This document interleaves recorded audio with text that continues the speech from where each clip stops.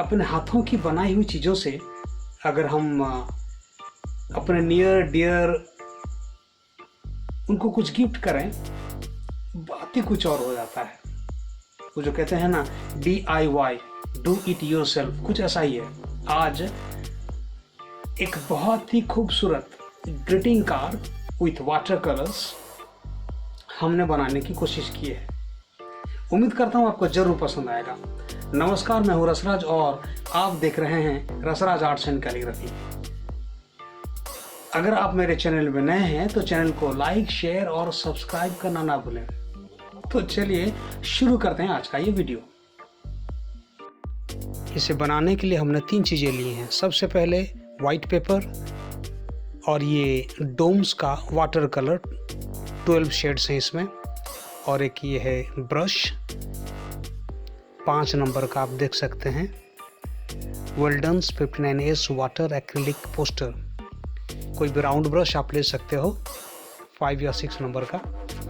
ये वो कलर और ये पेपर, वाटर कलर शीट और ये वाटर, पानी। अब हम अपना काम को शुरू करते हैं।